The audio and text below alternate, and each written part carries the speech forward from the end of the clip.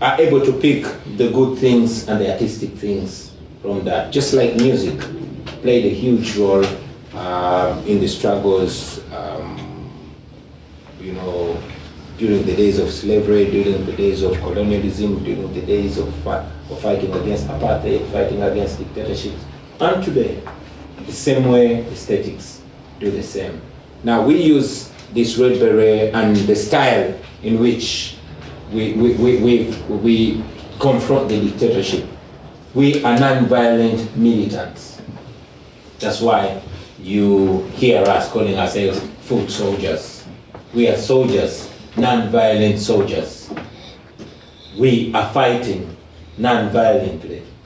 And the way we dress, the way we carry ourselves, the way we speak communicates as we confront what is wrong. Yeah. Thank you. Yeah. I think it's one of the most beautiful things about your movement and about our movement is how much great music we have from it. My mom, her favorite song of yours is Charenga, which everyone should listen to if they have time. It's really good.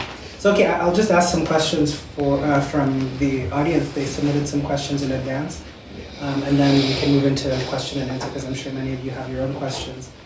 So, okay, one question from the audience is basically, how can the international community outside of Uganda contribute to the Ugandan struggle? What can they do besides amplifying your message and advocacy? So what kind of new pressure can be applied on the regime, basically, from people who are sympathizers and people who are outside of the country? And I'd be interested to know, in light especially of the new proposed national sovereignty bill, what you think is still possible. Yeah, the international community, how can they contribute to our freedom struggle by not contributing to our oppression? You see, dictatorships all the way from history have always gotten their strength from the international community. Today, for decades, Museveni has been getting a lot of money. In the recent years, Museveni was getting up to $1 billion from the US government, in form of military cooperation and others from the US. But this very money has always been the money that is used to subjugate us. 2018, I had my drive. I was supposed to be a dead man. They shot at my car and killed my driver. They used an American gun. So what we, and indeed this in many ways has always been turned around on us. For example, when I ran away from death, from back home, I did not go to Kenya or Tanzania, Sudan or any country nearby because the dictator in Uganda has his long hand stretched into all these countries. I ended up in America. Unfortunately, the regime propagandists always pulled out their Pan-African card and say, oh, how can you run to the land of the colonialists? How can you go run to the land of imperialists? You're an agent of the imperialists. And yet, in reality, they are the agents of the West. So what we ask of the international community is to stand by the values that they profess, is to not be the support system for the oppression, is to hold the regime in Uganda and other oppressive regimes in Africa and the world to the same standards of other democracies. To know that if what the dictatorship in Uganda is unacceptable according to their values, then they should not be funding it. They have laws that, like the Global Magnitsky, that they can evoke, that they've evoked elsewhere. When Taylor did what Museveni did, he was sanctioned. When Mugabe did what Museveni is doing, he was sanctioned. And all other countries. Why then are they not sanctioning Museveni?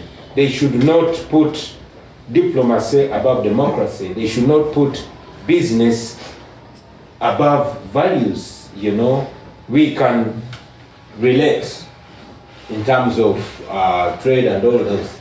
If they want our minerals, if they want our wealth, it can be on a moral ground. and not in exchange of keeping a dictatorship in power. That has always been our ask. That is our ask to today. I mean, Dr. Besigye is in prison. He shouldn't be in prison. You know, there should be questions like that. We have thousands of political prisoners in prison without a crime. Many people are missing. Today, as we speak, the wife of my personal political assistant was abducted and kept in Muhoozi. Muhoozi, for information, is a son of General Museveni, who is the president of Uganda and is the chief of defense forces. He will pick anybody's wife from their home and keep him under his basement for as long as he wants. He kept the wife of my personal assistant for 37 days. There's a young lady who's a TikToker called Blue Tick. Up to now, she was picked up and she's being kept in his basement. He does all this and gets away with it. And the following day, or days later, he's standing in an official picture with either an ambassador from a renowned democracy or a diplomat. I think that's wrong. I think America and the developed world should not be partners in crime with dictators like Museveni. That is our ask. That is what they can do. We are not asking them to come and save us. We're asking them to stop sponsoring our operation and to stop being part of our pain. Or else we see them as partners in crime. Now to the American citizens and citizens of the world, all we ask of them is to keep their eyes, to give us some attention. We appreciate the attention that they give to the world, the attention that they give to Ukraine. I personally went to Ukraine, to see what's happening there. The same attention they give to Ukraine, they should give to Congo. They should give to Uganda. They should give to Sudan. More people are killed in Congo than in Ukraine and Gaza combined. So they should give us attention. They should. I saw people here, our brothers and sisters, the black people in America, with the campaign Black Lives Matter. I wish they would also say African Lives Matter, because I think we matter too. Yeah. So give us your attention. And indeed, that's what brings us here, to seek your attention, to be able to highlight our plight. And if you permit me, I'll also use this opportunity to challenge you, the young people. I mean, Columbia University is an amazing university. For me, from what I've read, I know all these great leaders in Africa and the world have come here. The Kwame Nkrumahs, the Obotes, the Nyereres and others. They've been here. You are the Nyereres of today. You are the Nkrumahs of today. You are our hope. So rise to the occasion. There's a reason why God, if you believe in him or her, there's a reason why God picked you up to bring you here. If you don't utilize that for the benefit of the millions of us that are home, you will be a loss.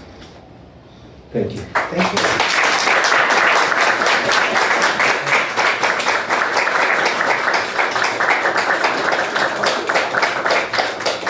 That was great. So I just have one more question from here, and then we can move on to questions and answers. So, this is a question that I guess is a bit more speculative. It's, not necessarily about how we can handle things now, but the question is, how do you plan to handle relationships with international powers in the future, right? So what kind of relationship can Uganda and African countries build with the United States, with the global north, on more equitable terms that don't perpetuate these dictatorships in our countries, right? How do we renegotiate that relationship with the global north, with international powers? It will be business, not aid. Yeah, simple as that. Yeah. We'll be relating like business partners, like equals. Yeah. Right. That's great. Okay. Well, very short. So, okay, I guess we can now open to questions and answers. I think we can. We have a lot of time, so we can go one for one. Did you have a question? Yeah. Yeah, I do have a question. I mean, just to follow up on the question of African or global north and global south relationships. I mean, it's no mystery that the U.S. has had, and U.S. foreign policy, especially in Africa, has been catastrophic. I mean, they give a lot of money to dictators, they fund a lot of horrible wars, they don't give attention when they need to. So I think my question is I mean, if we talk about Thomas Sankara, we talk about Lumumba, the CIA killed Lumumba, was a great man and a great leader. Do you think it's simple as just business transitioning from aid to business because they have such indebted roots or colonial roots that is very much propped over by the ideas of racial superiority? How do we in the global south try to, what are the concrete steps we can take or the leaders can take to truly come in equal terms and to approach this as you say, as business instead of aid? Because it seems like a lot of people have tried it and a lot of people have been either killed or pushed apart by the strong men who act as proxies for imperial interests. Thank you. That sounds like a pessimist question, a scared question. Man, so many people have tried it and they've been stopped or killed. How is it going to happen? You just don't stop. Many people rose up again. Slavery took 400 years. In those 400 years, many people kept rising and got killed and got stopped until eventually it got stopped. Mandela gave us one beautiful quote: it always seems impossible until it's done. My view, though, is to create as many people as possible, as many mindsets, people that believe in the same thing as possible, the re-education, as many as possible. One Bobi Wine cannot do it. One Kizza Besigye can't do it. Let us create as many Besigyes as possible, as many Bobi Wines as possible. There will be unstoppable. The problem is that back home in Uganda and largely in Africa, there's always been this Superman syndrome, this liberator syndrome. When one person comes and you believe in that one person, when that one person is corrupted and compromised, it is the end of the story. But if there are many Bobi Wines, if this Bobi Wine before you is compromised or corrupted, the others are going to hold him accountable or kick him the hell out. You know, if there are many of us, that will translate into transformation. Yes, when you fight dictatorship, dictatorship fights back. When you fight neocolonialism, neocolonialism fights back. Every evil that you fight, it will fight back. Just prepare a big enough army. That's why I believe in re-educating a population. When that population believes in something, then it will be embedded.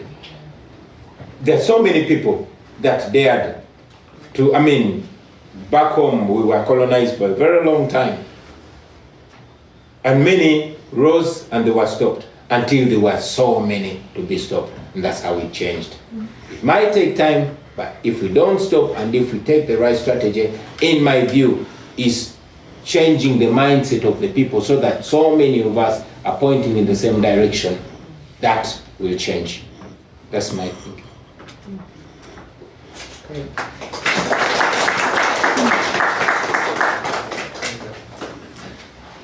Hi, thank you. It's a big honor. And I've also written a paper on you. So my question is, we focus a lot on how you get power. But for me, I want to think about the day after, because I have confidence in you. And we've seen a lot of youth revolutions around the world, around Africa, Sudan, Senegal, Tunisia, South Africa. But a lot of them have then later been hijacked, or even the leaders then turning back and betraying the people who they rose up for at the start.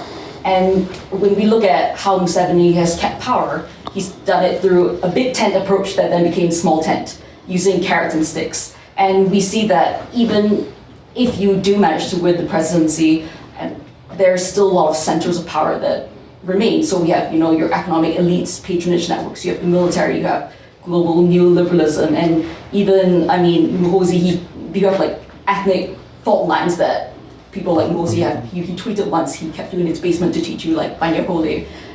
So how do you ensure that you have that sort of structures within your movement and in the future that prevent this any transformation from being hijacked and even preventing maybe yourself from turning bad, I guess, because not all these people start out as monsters, as you pointed out. So what happened down the line, and how do we make sure that doesn't happen?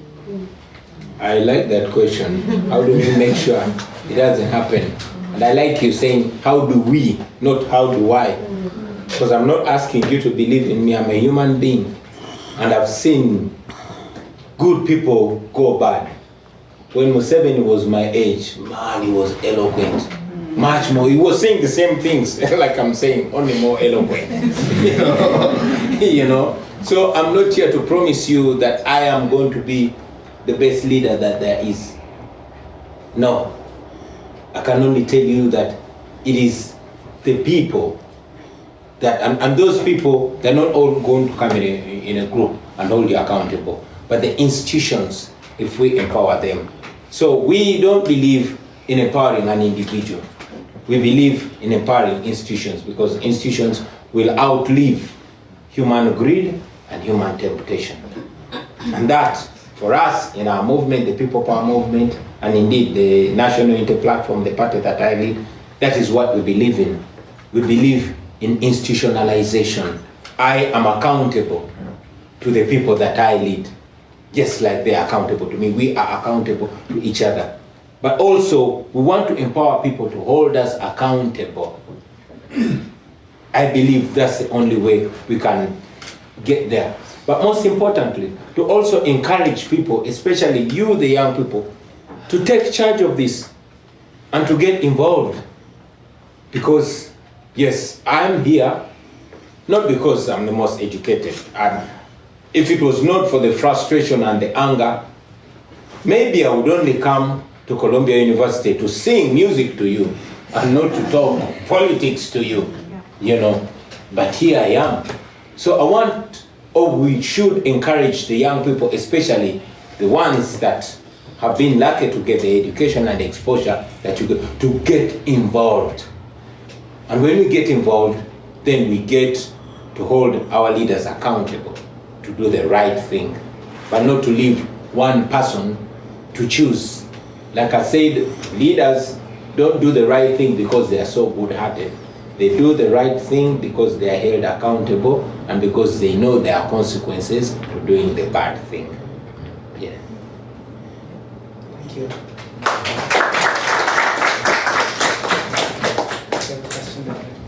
Hi, thank you so much for your time. I had a question with regards to what do you see the role of, I guess, continental bodies such as the African Union, East African Community, as well as SADC, with regards to promoting greater accountability for, I guess, democracy within the continent. Because I think right now, you know, we're at a difficult moment where at least the status of democracy across East Africa as well as the continent in general is looking relatively tentative. And, you know, what do you think can be done, at least at an institutional level, as well as, you know, for us as Africans to improve the status of democracy? Man, in my culture, I'm in Uganda, from central Uganda. In my culture, we are supposed to speak good of home when we are away from home. But again, my big mouth always forces me to speak the damn truth. Now, the regional and continental bodies, there's a difference between what they should be doing and what they're actually doing. These are bodies that we should be reporting to. These are bodies that are supposed to be the remedy to the mess. Unfortunately, they have been reduced to clubs, to presidents' clubs. Take, for example, the East African community. What democracy is going to be discussed between Museveni and Ruto and Uhuru, with all due respect? You know, these are clubs now, they're in my view, they're reduced to clubs of protecting each other's power. No wonder Ugandan security will illegally cross into Kenya under the watch of Kenyan security, abduct Dr. Kizza Besigye, put him in a car boot, and drive him across the border illegally against international law. And they will not only be inactive, they will not only do nothing, but they will also say nothing. I mean, elections have been rigged, and all that has been swept under the carpet by regional bodies that, like the East African Community and the African Union. Look how much trouble is going on in South Africa. I am yet to hear a word from the African Union. In many ways, the people of East Africa and largely Africa are on their own. Maybe this calls for the rise of a new generation to do different. But as of now, the East African community is nothing worth its name, and so is the African Union. And I mean, just to highlight what you're saying, I mean, after the elections in Tanzania, many people said actually that Ugandan security was involved in the violence that took place in Tanzania. In their election, but after the election, Museveni was the first one to go show up and congratulate President Suluhu and to normalize what had just happened. I remember seeing a tweet at some point saying like, these presidents are just in a group chat copying each other or something. Which, I mean, it seems true. Like, even in Tanzania, if something like that could happen in Tanzania, I mean, everyone's shocked. Other questions?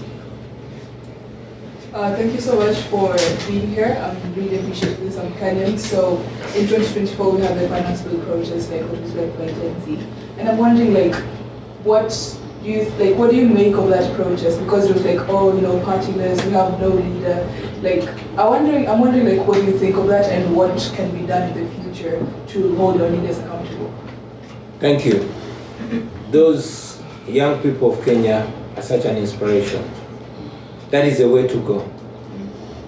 And I would encourage all the young people of East Africa and indeed the world to emulate that, to be tribeless, to be partyless, and to be religionless, but to look at the truth, to look at what serves everybody, what makes everybody equal, and go for that.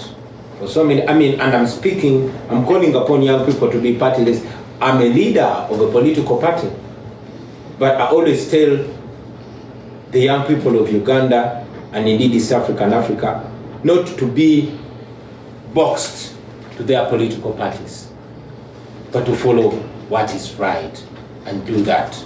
At least they were able to push back against that bill, and it was thrown out. Today, and Anselm talked about it, today there's a new bill in Uganda. I've been told by many leaders that it was introduced after I escaped out of Uganda, and the regime knew that once I'm out of Uganda, my big mouth is going to cost them. And therefore, they are bringing a law that declares every Ugandan that walks out of Uganda a foreigner. Oh yeah. It's that shocking, but that's exactly what's happening in Uganda. And to forbid any sending of money back home without going through a minister. So if you are Ugandan and you want to send your sick relative money to go to hospital, you have to get permission from the minister. Why? Because they fear that those that are supporting the opposition are going to be sending money back home. For anybody that leaves Uganda is a foreigner, even if you hold a Ugandan passport and you left last week. And anybody that you send money back home is regarded an agent of a foreigner. And if you receive money without the permission of the minister, you risk going to jail for 20 years or paying a fine of 2 billion shillings. 2 billion shillings, that's, how much is 2 billion shillings? $100,000? No, much more than that, yeah. 400,000. Yeah, thereabout. So, that in a way, is ruled by law. But for the young people to be able to stop that, they should be able to push back. Like I said earlier on, it's risky, but sometimes the solution is in the risk. Yeah, and I mean, these laws have histories, right? Like, these laws have been around in places like Russia for a long time. There's like an authoritarian playbook that our governments are really good at trying to emulate. Yeah. Hi, my name is Joe. I'm Ugandan. Let me start by saying, first of all, my mother loves you. Send out my love too. As much as she loves Besigye. Yeah, she watches the news every day and she's always coordinated about what's going on. And my question is with regards to how you transition to the next chapter. So what keeps her up at night, what really troubles her, is the threat of violence.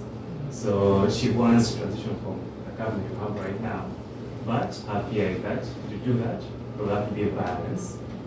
And I think what happened in the 70s and the 80s should not be at that time.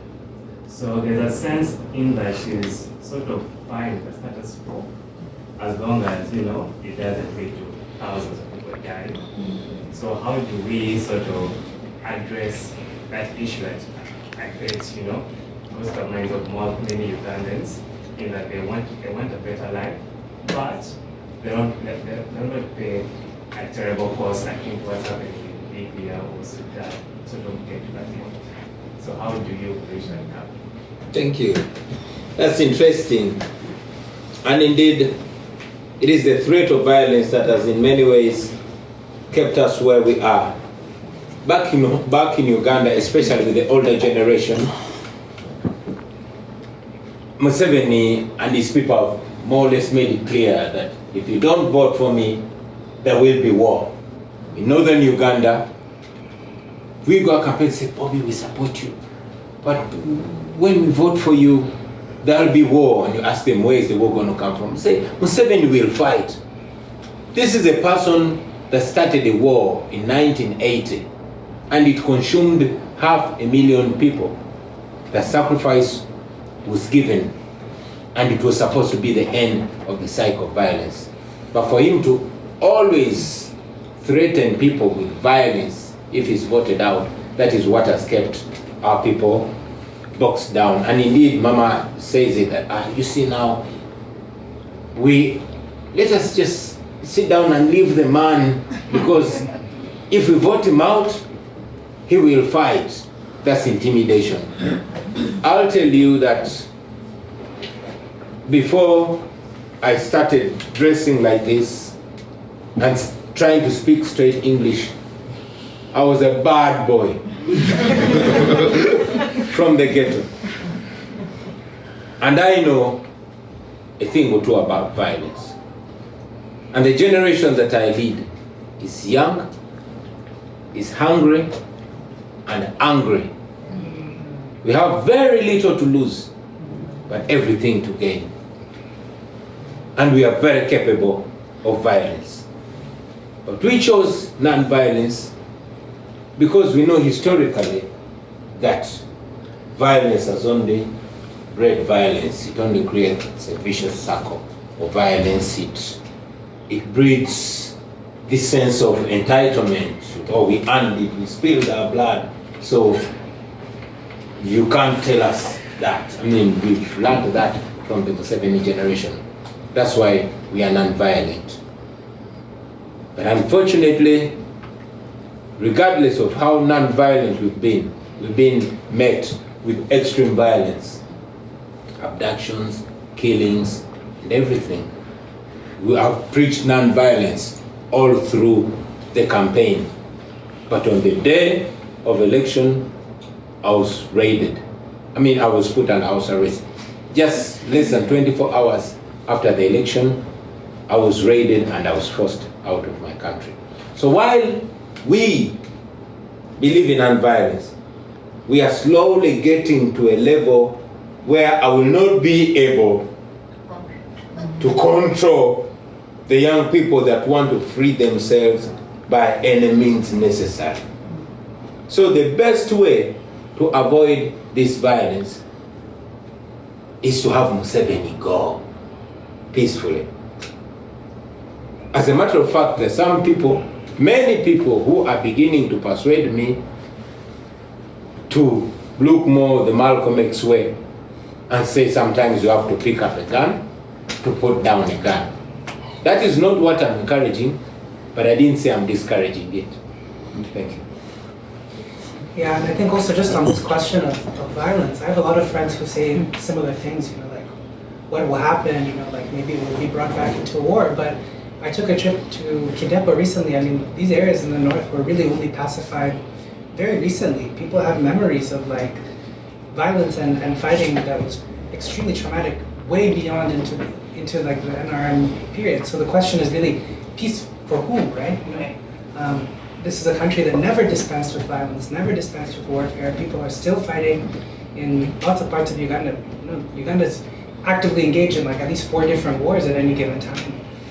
So yeah, I saw him. Yeah. Yes, thank you.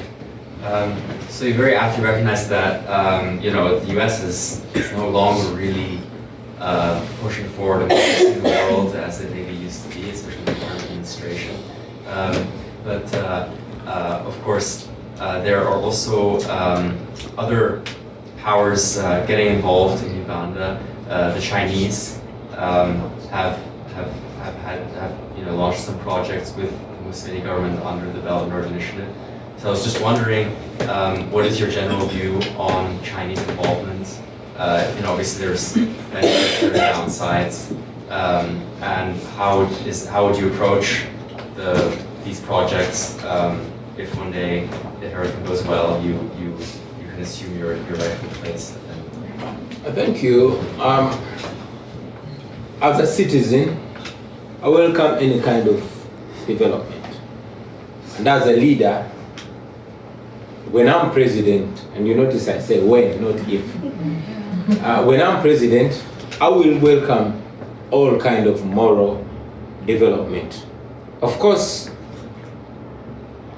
I differ from Museveni. Museveni has dealt so much with the Chinese and Russians because their collaboration does not come with conditions like the US and the European collaboration used to be. You know, it has no strings of democracy and human rights attached. For them, it is business. They don't care how you treat your people. Unfortunately, the US and largely Europe are seeming to go the China way now. Say, okay, now China is taking business from us. Maybe we should abandon the values and just deal with the dictator the way things are, so we don't lose Uganda to the Chinese. While that is beneficial in the short run, in the long run, it's very dangerous because they are dealing with an individual and not the people of Uganda. And when we, the people of Uganda, finally free ourselves, we are going to know who our real friends are and we'll make the right decisions then. I don't know if I answer you anything. No, that's great, thank you. Okay, so 2 hands. Good evening, and thank you for being here. I'm Ugandan myself. I'm from the north, from Arua specifically. And among my friend groups and in the chat, there's 2 sentiments that are echoed. The first is that some people don't think you're serious about really being a political candidate, that because you spend more time outside and it feels like you're pushing more Bobi Wine the artist and going to award shows. I don't believe it, I'm just sharing. As opposed to being the presidential candidate, that's serious. The second question, if you'll allow, is that your personal bodyguard, Eddie, who's currently being treated like a terrorist for stealing his sweater, what's your plan to help him, especially if you're spending more time out of the country, allegedly, instead of being home? Thank you. It's interesting. Yeah, for the record, I'm an artist and a good one. In fact, I'm a star. That is supposed to be an advantage, not a disadvantage. You know, it has given me an edge over other politicians. And of course, they're going to fight it, they're going to try to ridicule it, they're going to try to make me sound or seem unserious. Am I serious about being president? Hell yeah! I've run and I've won the presidency twice. You can't be more serious than that. I spend more time outside Uganda than in Uganda. I also want to make it clear that I'm not here voluntarily. I'm here because I ran to exile, although many times I say it, albeit rather in denial that I'm not in exile.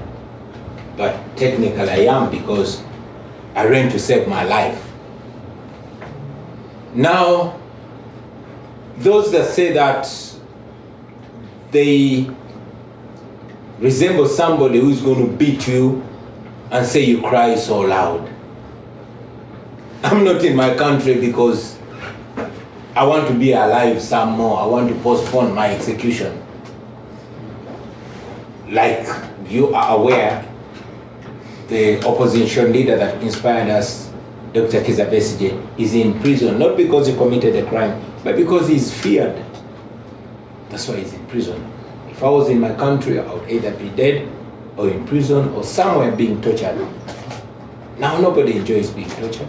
And in any case, I think I serve the struggle more when I am here advancing the struggle than sleeping somewhere in a torture chamber or in a prison or in a grave. So that's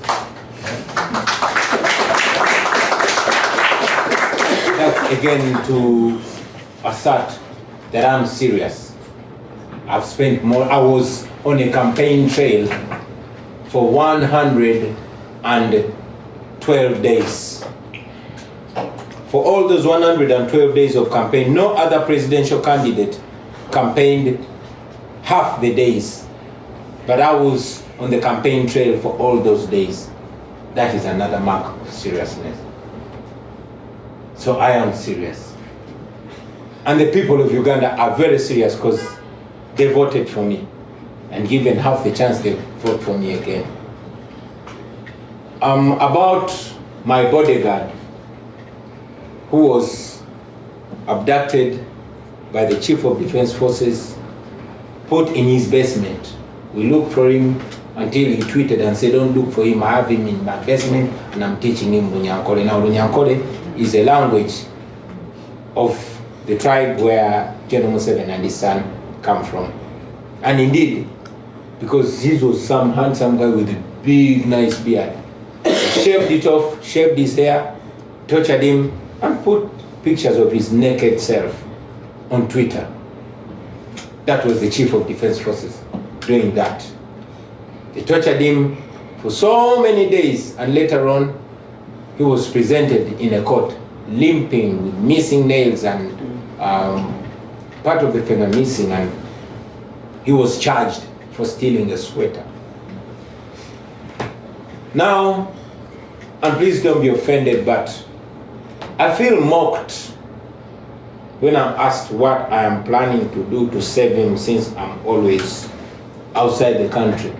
This that I'm doing, I'm trying to save not just him, but the thousands of people. At least Eddie is lucky that his name is known by you and the world.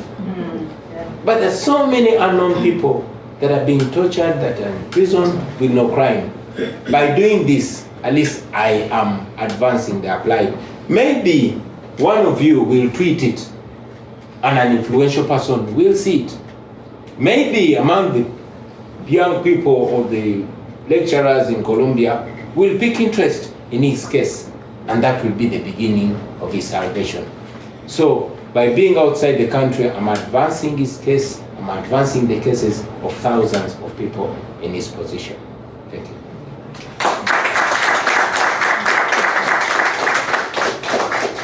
Okay, there are a bunch of hands. I think I saw you first, and then we'll go back to you. Do you want to go first?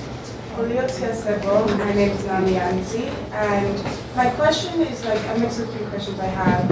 So if Museveni relinquished power today peacefully, what would you do to optimize and capitalize on the Ugandan industry specifically, since you say that business is ultimately rather than aid? And what policies do you plan to change to execute that plan? And then what no's are you willing to say to that presidential part that does have these advantages if you're the president of Uganda today? What are you willing to sacrifice by saying no to some of their injustice practices right now? Thank you. Your English seems to be a little fast. Let me just make sure I get your question. Number one, if you could repeat your question, but a little slower. Three parts, I can say it again. So the first part is, well, Museveni relinquishing power peacefully. What are the changes you want to do right now, specifically in the business realm? What Ugandan industry do you think you want to capitalize initially? And then what no's are you willing to say to the East African coalition of presidents that to not be in that club, as you said? What are you willing to sacrifice?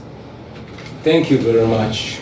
The first question was about business. Yes. Yeah. How do I hope to make business better in Uganda?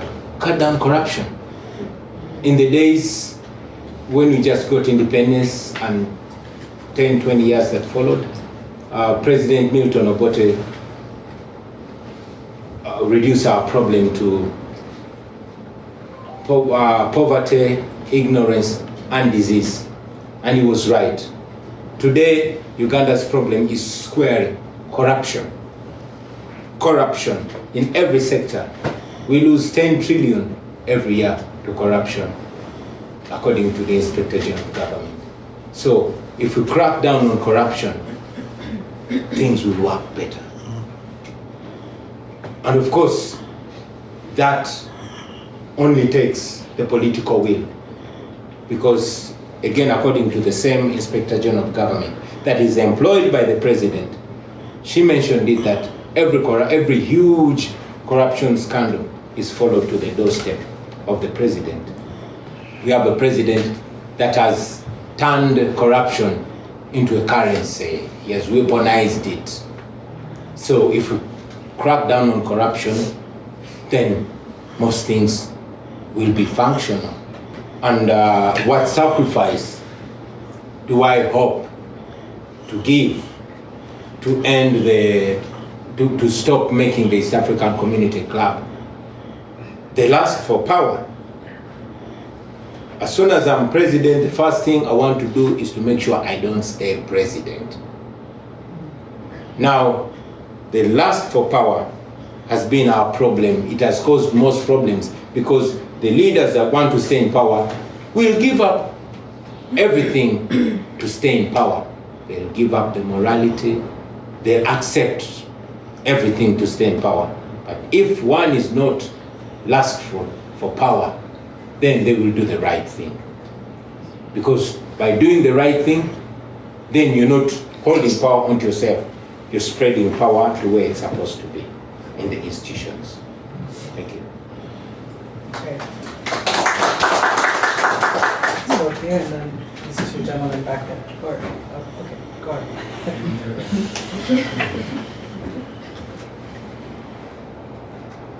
I don't have too much to say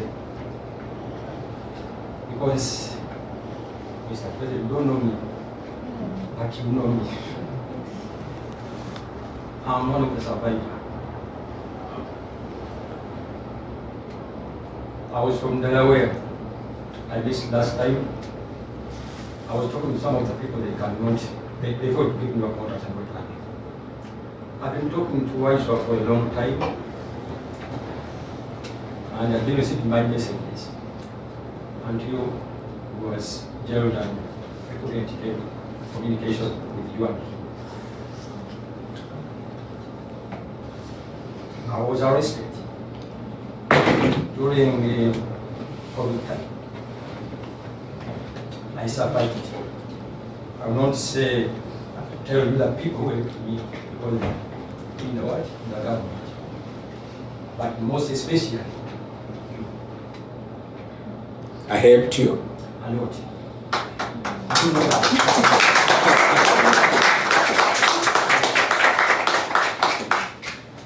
That is why I want to come in this conflict and whatever because of the people.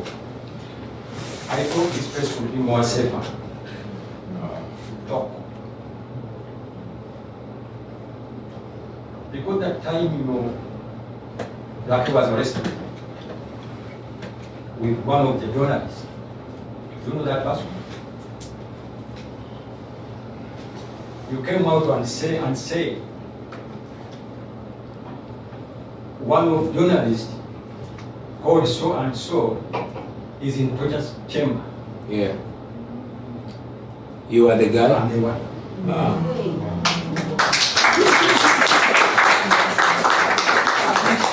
My messages towards the campaign. I don't know whether I have that program or you see my message through non-quarter. At the time I send a message, Bobi, you don't need to go around and campaign. You just meet there, give them a song, move away, you don't have time to explain. I don't know whether you've seen that message. And he told me, yeah, he got that message. But when I sing, they say I'm unserious. I like to get, please go. Please do this to me.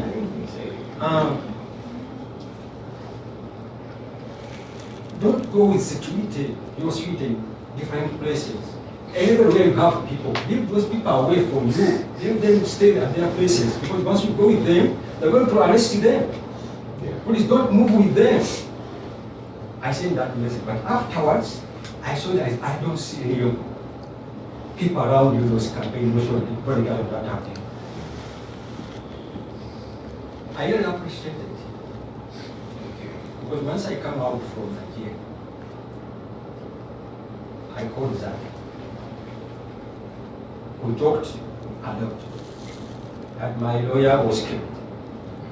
Please ask your question. Maybe we can interact to give everybody else chance. I'm sorry. Looks like you and I need to have a lengthy conversation. Yeah, that's why I talk like this. I don't talk too much, but I give you the hint so that you can listen. We'll get time and talk. Sure. My lawyer was killed as poison. Who was that? My best friend was also dead at temporary. Is that Bomeli? Akil. Lega was a Muslim lawyer. Yeah. The leader of Muslim lawyer. You know that he His name Peter, that's what we say. Me at this moment. But people around me were killed. I cannot explain a lot of people who was killed in that process. But myself, I'm the only person I think who survived. Because I went in every chamber, like 5 chambers, torture chambers, and I survived. Your voice helped me a lot. The reason why I was tortured for, I didn't stop beaten, they didn't beat me too much because of some of the people told me why they didn't beat me too much. Please, I don't want to think about that because I've seen a lot of things. You people, my sister, if I see someone talking about that boy, I call him boy because he's young to me. You don't know. You never reach that extent. People are suffering. People are suffering. Maybe you know people around you, those are arrested at this moment. But you don't know what happened there before you come, you came. Zaki came in another prison, I was somewhere. They told me Zaki there. They released me. You know what I mean? Releasing you from that. For you to think Zaki was arrested, not so. But moving you from that place to come to Zaki's place was like coming from Uganda to New York. I helped Zaki to write the message with some that go and call this person the father of Zaki. To know where he is. They noticed that maybe I'm among those people who make an information. People who know where he is. I don't talk about it.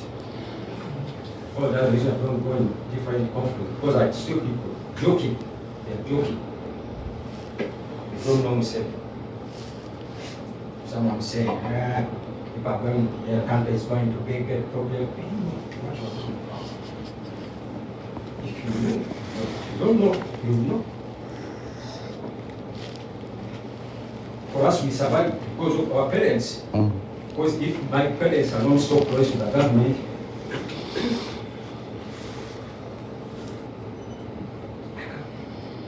how? You cannot survive. If you see someone, you can say, Eddie Mutwe in jail, you can see people around. You see Eddie Mutwe coming to the court. That is not a teacher, let me tell you. There's people down there. They don't know what it is. Then down the basement, you cannot see the sun. Man, they can take you without light. Down. If you want power, it's not what? Job. You don't know what. I don't want to say much, Bobi. I can say I'm appreciative about what you do.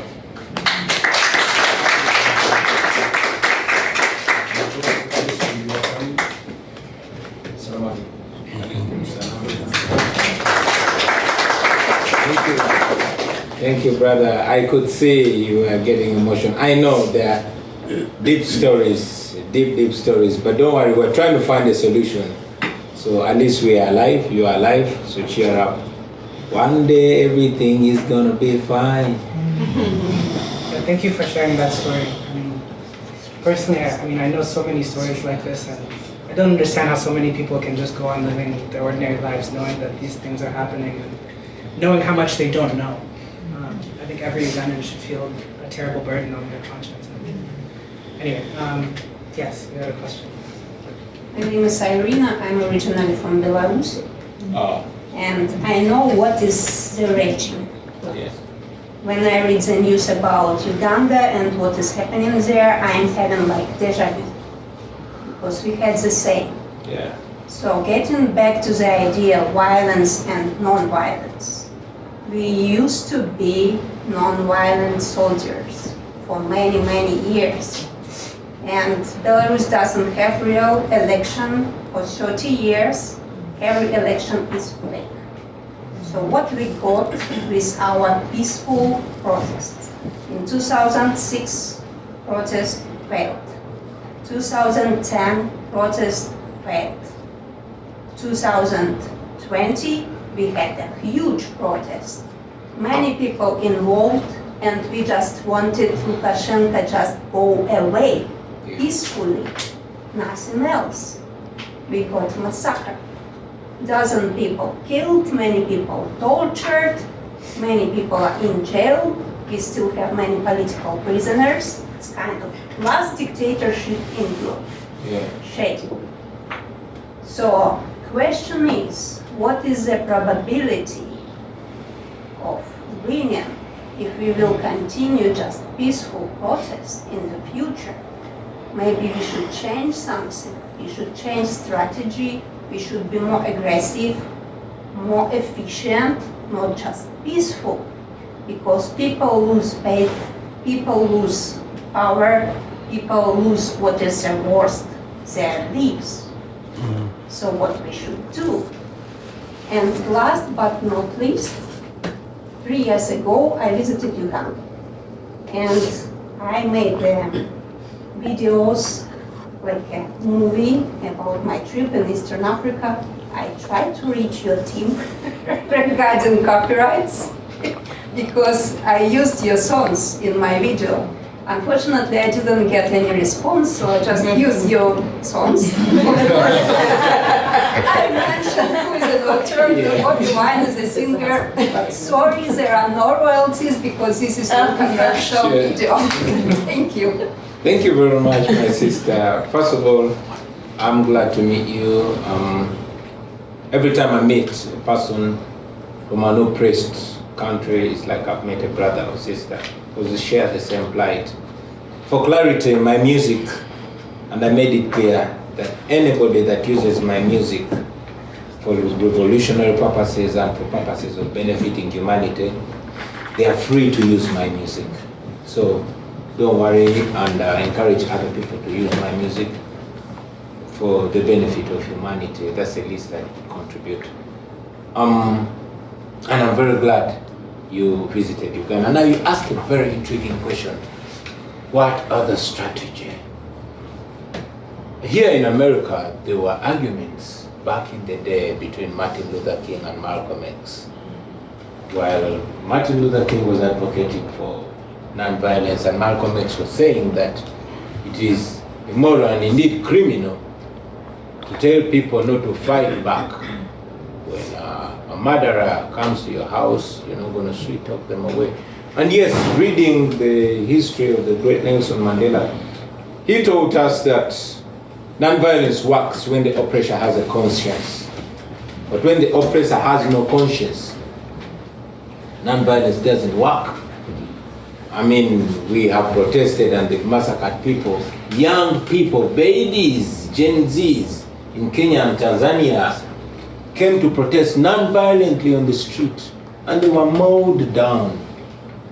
Painfully, the international community, the supposedly moral world, the free world, looked on. And before long, they were pouring billions in Tanzania, like they do in Uganda and other countries. Therefore, what other strategy? There's what is ideal, and there's what is real. The ideal is non-violence. The real is violence. However, I'm persuaded that the ideal can actually be real. Non-violence can work. How does it work? These dictators would not be able to mow people down if they did not have a wind beneath their wings. For example, if America said you cannot kill people, those people will not be killed. Especially in countries that depend on America and Europe. Well, maybe in China, Iran and other countries, it can stand. I was at a conference with a brother from China, and he was asking for my advice. Says, I come from China and this and that. What do you advise me? Because I'm an advocate for democracy, I'm an activist, defending human rights and democracy in China, but now I have to end up running to exile. What do you advise me? I'm like, what do I advise this guy? I honestly told him, bro, you have a big problem. Because for me, my dictator is funded by the West. And if I can either provoke the conscience of the West to stop funding them, I will be home and dry. But your oppressor is rich and does not need any funding from the US. So I don't know what to do for you. Same way, in Uganda, and by extension in Africa, if the international community said we are not going to relate with you when you're killing your own people, when you're murdering your own people, non-violence will work. But for as long as the international community is complacent and is going to look the other side when people are being killed, then there's a big question on non-violence. Unfortunately, they are the same that are very quick, very, very quick to sanction the people that are trying to free themselves by any means necessary. So that's the challenge. That's the more reason why we continuously come to the West and ask them to evoke the moral tools that they have, the targeted sanctions against gross human rights violators. Recently, I saw them sanction the former president of Congo. But there is a sitting president in Uganda and a military commander that commits this crime in real time and is not shy, is not even pretending to hide them. Then why not sanction them? When we get that, then non-violence works. And maybe I'll say that once we free Uganda, it will not only be freedom for Uganda, but it will become a base for all other freedom fighters to base there and free their countries. We don't have so many countries as of now. That's why I want to give a base. And maybe when you free Belarus before we free Uganda, hopefully we can make it a base to free Uganda as well. Thank you. Thank you, that's an excellent response, and I'll get to your question just there, but before I do, I want to just say, there's a really wonderful text that I encourage you all to read from the 16th century by this Frenchman called The Discourse on Voluntary Servitude. It was written almost 600 years ago, and he basically asked the question, how is it that millions of people can submit to one man? Which is, I think, the question that you've just been asked, right? And what he says is basically it takes 6 people in his inner circle who flatter him, who take care of his his most intimate needs. 60 people who go around and administer his decisions. These would be like the MPs, right? Yeah. 600 people who then go around and basically do the work on the ground to make sure everyone obeys. These would be like your LCs, right? And then 6,000 other people who depend on those 666 people. Yeah. So people who take bribes, who are part of the system. But that's really all it takes to make a whole millions of people, an entire country of France, submit to one tyrant. And he already came up with that idea 600 years ago. So we know what it takes, and we also I think know what it takes to remove that anyway. Hello, my name is JC. I'm originally from Cameroon and the Republic of Congo. Sorry. You come from 2 countries. You said you come from Cameroon and the Republic of Congo. I was raised in France. Oh. So the current subject that's been going around is violence, right? So how do you plan, and you're trying to become the leader of an institution, namely the state, which at its origin is basically the organization of mass exploitation, right? Every state that I know of today, there's no state that I can think of which wasn't born in violence, right? Its true fundamental purpose seems to be the appropriation of people's labor, right? So how do you plan on educating the population about the true nature of the state from a sociological perspective, while also fighting, on the other hand, small, very organized groups, which happen to be militarized as well, and which are trying to maintain the status quo and the exploitation of mankind? Please ask the question again. Sorry. I'm trying to make it as easy as possible, but from my own observations, right, what we call the states, whether that's the United States, Uganda, Cameroon, France, you name it, they have this one thing in common, which is violence, right? All of those states were created with extreme violence. If you think about how the United States was born, right? Uganda is the same through the colonization of the British Empire.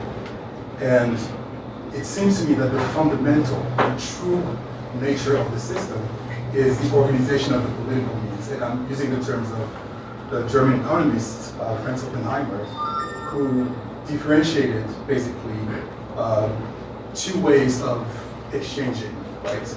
The economic means, which is the voluntary exchange of goods and services, right? Let's say we want to exchange something, which would be very peaceful. And there's also the political means, what he calls the political means, which is the appropriation, the forcible appropriation of other people's labor, right? So you're trying to become the leader of that institution that we call the state, which purpose is the preservation of the status quo. right? So you find yourself basically sitting between two chairs, where on the one hand, I wouldn't say you must serve the interests of what I would call the elites, and at the same time you have to serve the population, right? So how do you educate people about the true nature of the state? That it may not be what we believe it to be, right? That the institutions that constitute the state are, as a matter of fact, in place to perpetuate, imperialism, right? We see it in the United States with external wars, right? Which don't have any reason to be, other than the expropriation and the desire to make more money from more resources, right? So I know it's a bit complex, but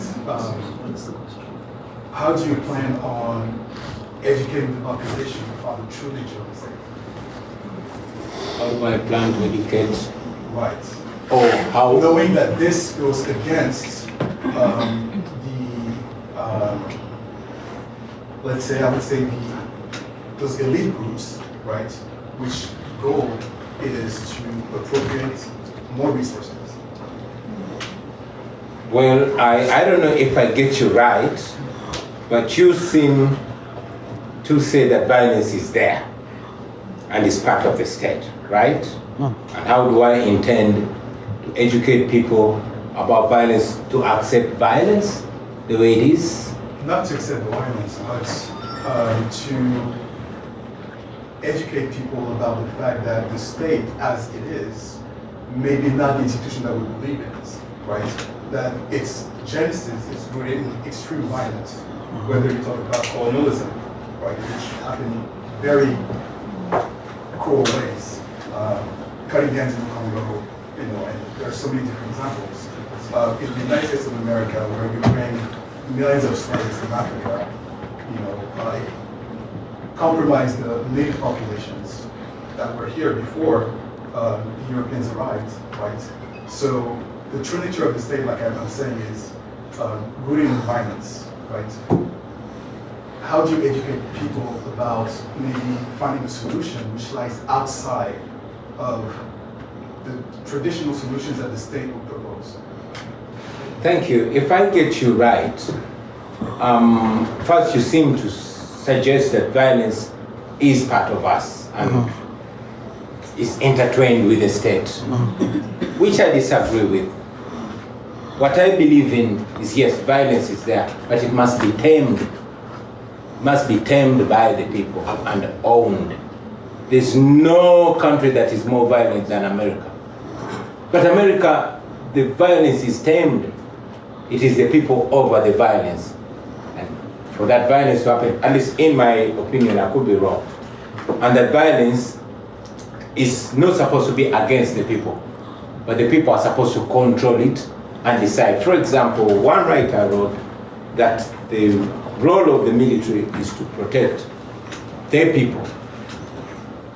And if the army is to protect the people against their enemies or the enemies of the state. And if their army is against the people, then the people are the enemies of the state. So, in the case of Uganda, we want to tame that violence and be able to direct it where it benefits the people, namely against the enemies of the people, not against the people. And when we tame that, then the people will determine what kind of state they want, not what kind of state an individual wants. As of now, violence, we are subjugated by violence. We are not above it. We don't direct it against the enemies of Uganda because we are reduced to being the enemies of Uganda. It should be in control of the people. The police is violent, but that violence is supposed to be against crime, not to control the people and to control their thinking and to control their choices. So our ultimate goal in simple terms is to subjugate violence, is to subdue the guns, to make the guns subjects of the people and not the other way around. Thank you.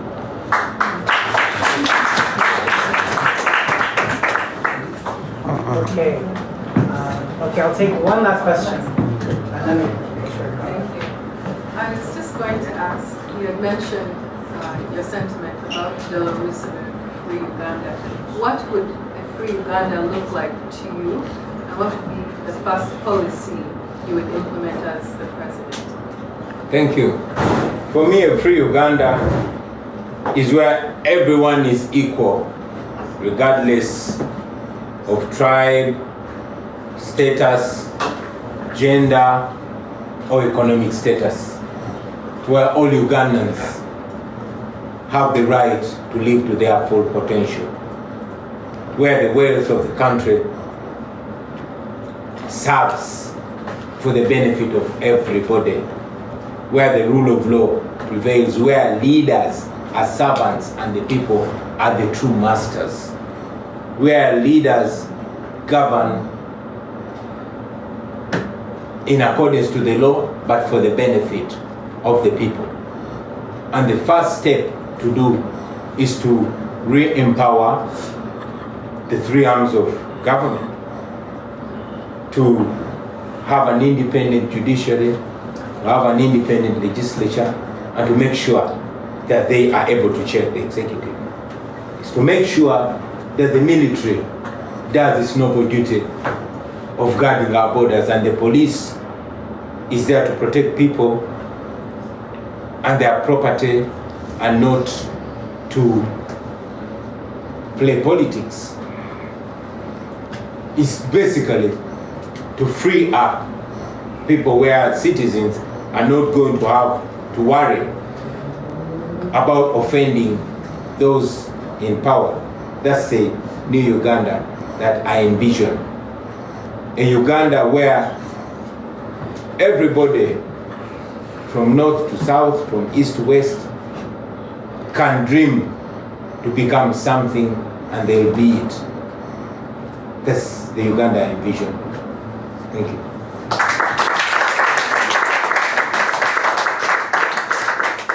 I think that's an excellent note for us to end our discussion. Thank you. Thank you to the both of you. This was something for all of us to return to, and that's my ask, and also the space that I think we all are here to see what it is that we can take from this and actually take action on, right? Many of us come to these conversations, these talks, and we're left feeling good, or maybe not, but nonetheless, it may fall flat. So my challenge to you is to think about ways in which to connect to your communities, to connect to your colleagues, to connect to other students, and actually enact what could actually change and move the barometer into places and spaces that which support the visions that you all have for the world, not just what we heard here today. And I asked you a question in the beginning: what is the cost of being a public voice? And that cost, where does it land in your body? I'm asking for you to live in that question as you even move into the next part of your day.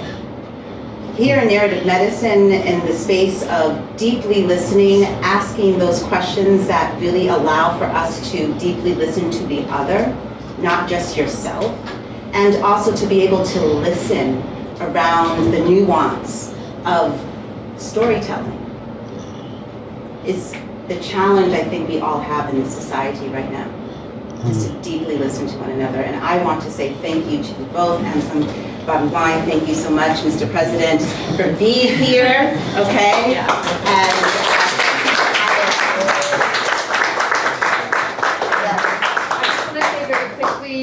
Thank you very much to our speakers and Bobi for being here today.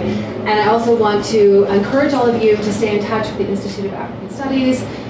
This is something that we are trying to do to bring people together under Africa House, to have these types of conversations. So please, if you're back next term, please join us, come meet with us at Mox Hall. We're just down here at the end of this hallway here. So come visit and yeah, be part of the community. So thank you all for coming.